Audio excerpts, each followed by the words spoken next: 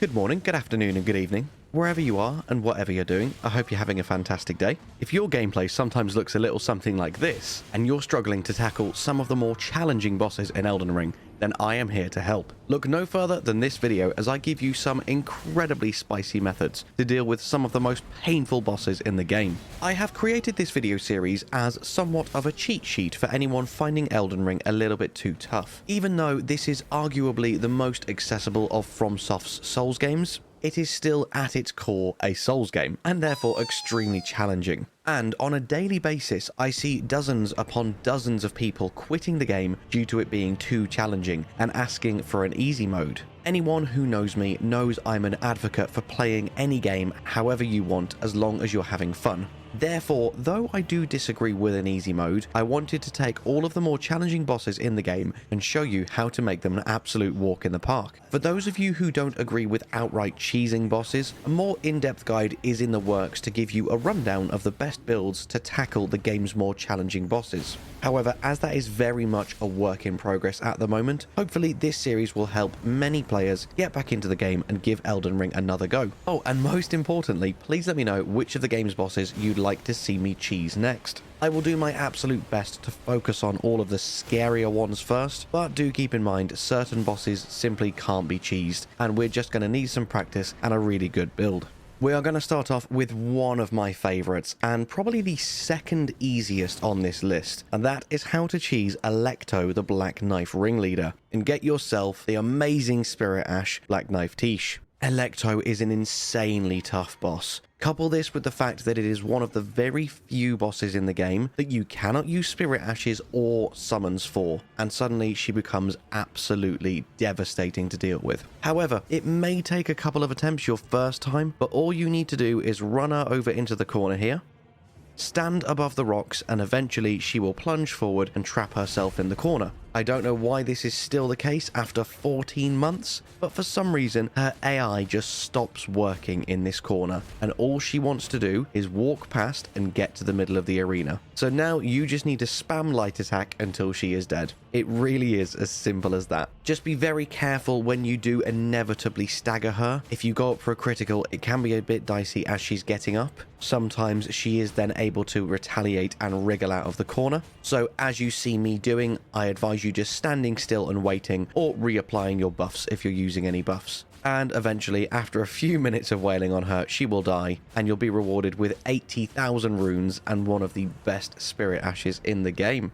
Next up, we're going to look at Deathrite Birds. This applies for almost all of them. I'm specifically talking about the very tough two in the mountaintops of the Giants and the consecrated snowfields. And this tactic will work for both. As you see, all you need to do is spawn it in and then go right to the top of the mountain above it, and you can just start pelting it with whatever throwables, consumables, or spells you have. Just be very careful of the giant spectral skeleton torso that will start blasting laser beams at you. As you saw at the start of the footage, as long as you're careful, all of the beams will miss you, and you can just completely ignore it for the entirety of this fight. I advise holy pots because, as you see, they are absolutely melting this bird. However, I have previously done this with the black bow. That works just as well. Obviously, the targeting is a little bit fiddly because of the positioning. The lock-on keeps removing itself, so you will probably want to bring extra consumables to the fight just in case a few of them miss like they keep doing here. But you can take all the time in the world. It does not matter how long it takes you to whittle this bird down. It cannot hit you, and eventually it will die. And as I say, you can use this same tactic with the really superpowered one in the consecrated snowfields as well. Now that you know how to deal with them absolute buggers, let's look at another recurring enemy and show you how to deal with the most difficult bell-bearing hunter.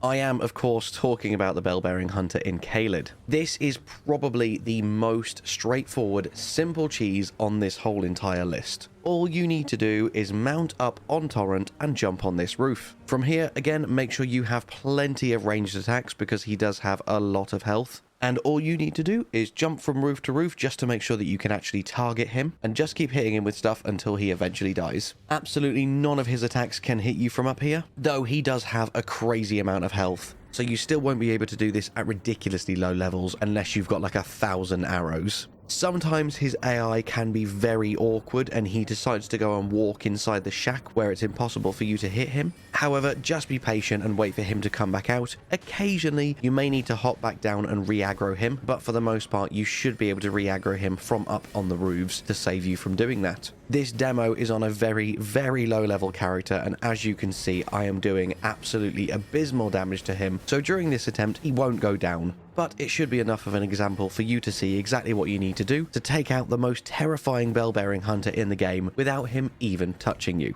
And now that you've absolutely melted him, let's take a look at how to very easily deal with two different Knights Cavalry encounters. This first one right at the start of the game in Caelid is probably my favourite cheese in the game. It is so fun, and all it requires is a bow and 2 cookery. It does require some very specific positioning, and you want to make sure you don't release too late or he will aggro and start running towards you and this won't work. But as you see, when he starts to get close, throw a cookery down at the bottom of this branch and he will start walking towards it to investigate.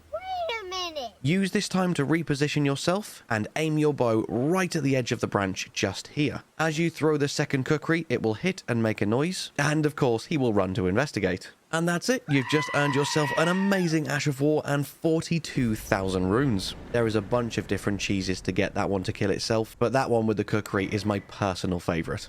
Next up is a very lengthy but oh so satisfying one. Let's take a look at how you can defeat the duo Knights Cavalry in the consecrated snowfields. There are 2 different tactics you can employ for these two, and I will show you both of them. Now that we've triggered them 2 lightning orbs so they don't give us a shock later, let's aggro the first Knights Cavalry and pull him away from the caravan. Now what we want to do is get on the rocks above without him following too closely behind. So I'm going to run all the way up the southeast face of this mountain. However, this is unnecessarily long-winded and you can probably just jump up on the side where the caravan is patrolling. Now that you're up here on the northwest edge of the cliff face, as long as you made it up here whilst he wasn't too close behind you, he should do exactly what he's about to do here and try and attack you from the ledge below, and then get stuck.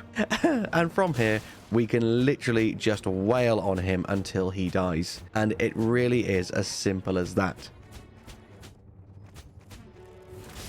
Ta-da!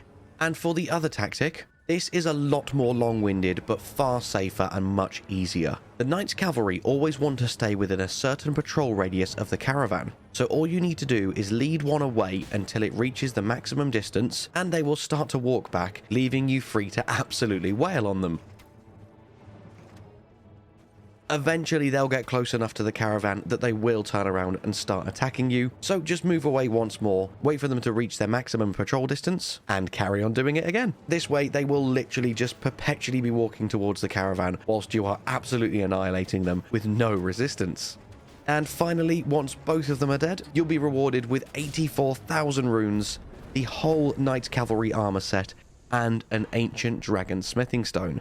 That is how to deal with some of the most tough side/world bosses in the game. Now let me show you how to cheese one of the main bosses, and we'll wrap up this video with Gideon Ofnir. All you need for this cheese is a few rot pots and poison pots. Fetid pots will do as well, but poison pots deal more damage overall. You also need a bow for this. Please also note this strategy will only work once whilst Gideon is doing his speech, and it is very, very tricky to pull off. You need to be in a very specific location in the arena. So if you do accidentally aggro him, just quit out and it'll put you outside the boss arena so you can try again. For this, we're going to run in the room towards the pillar on the left-hand side. Once you've run close enough and made enough of a racket that you've aggroed him, walk backwards, carefully positioning yourself on the edge of this tile right here. No closer, no further, just far enough away from the banister, as you need to be in a very precise, specific location. The next step is take out your bow and aim at this root. You want to zoom right in by holding down up on your D-pad and aim just slightly to the right hand side of this tiny little twig in between the 2 larger branches. Now once you're ready and you're happy that you're in the position that I'm in, throw your rot pot and your poison pot. With each throw, your character moves forward slightly, so make sure that once you've done this, you move back just enough to reposition yourself and get ready with aiming that bow to throw the next few pots. Now it is just a waiting game. Sit here whilst the poison and the rot ticks do their damage, and as soon as they finish, throw again. Rinse and repeat until he is dead. And as throughout this entire time, Gideon Ofnir has not even noticed you, I can only imagine that he believes he has just killed himself through the smell of his own deadly farts. And that is how you deal with potentially one of the most challenging bosses in the game. Because if you even give Gideon the time of day, he can become an absolute powerhouse when left uncontested. And there we are, that is how to cheese 6 of the most powerful bosses in the game. As I said at the start, let me know what you'd like to see next, and I shall make it happen. And as always, my friends, all that's left for me to say is thank you so much for watching. I hope you have an amazing day, and I'll see you in the next one. Bye-bye.